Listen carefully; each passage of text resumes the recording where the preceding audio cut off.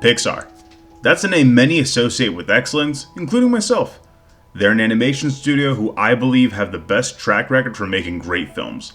Now, that doesn't mean they haven't made any flops. I'm looking at you, Cars 2, and you too, Monsters University. But for the most part, they have a seal of quality in films that entertain everybody from children to adults.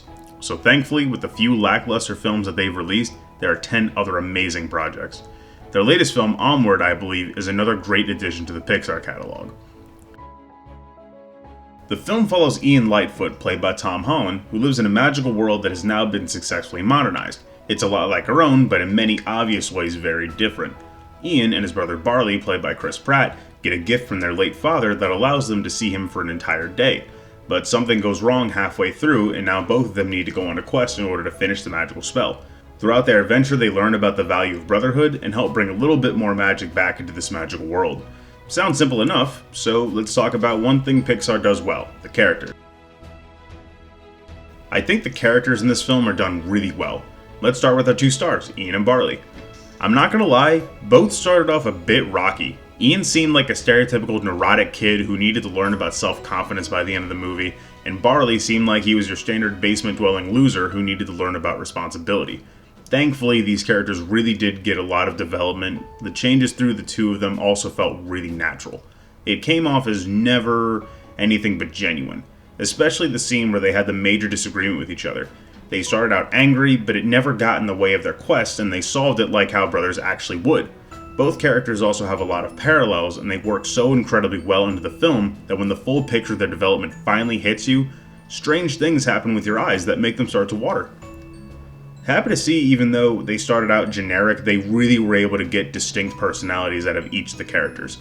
Oh, also on a side note, does anyone realize that Barley would have been played by Jack Black like 10 years ago? No? Just me? Well, a main cast is only as good as its supporters, so how are they?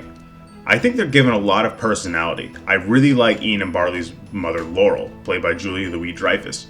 She really, in a strange way, gives the film some semblance of realism. She's practical, and feels like she could really be in the real world, even with all the fantastical things going on around her.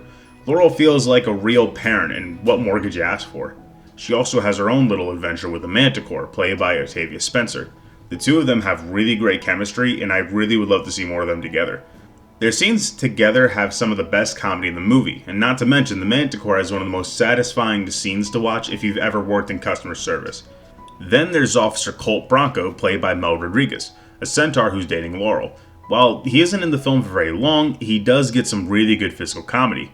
I'm also really happy to see that they decided not to make him a secondary antagonist or anything like that. You could tell he genuinely wants to be a good mentor for these kids since their father isn't there. It's nice to see that they really have a different type of family to represent.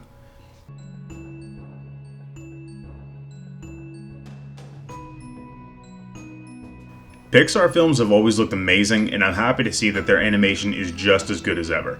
There's a ton of attention to detail you won't ever pick up until a second viewing. The colors are so nice and vibrant where they need to be, the opening shots of the magical world have so much intrigue and wonder to them. It's a really nice juxtaposition to the monotony of the world that they currently live in.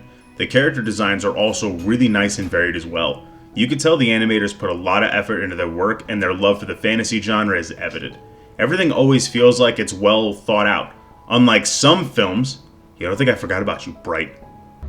Fairy lives don't matter today. Overall, I think this film does a great job with what it set out to do. I honestly hope we do get other films in this world, or if not, maybe a TV series. I could see a lot of possibilities for future films, and with such a broad genre like high fantasy epics, the possibilities are endless. I mean, if they can make sequels for Cars, they can make a sequel for this film, for Christ's sake.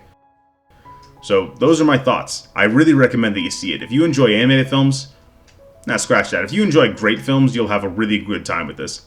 I give it 8 out of 10 reels.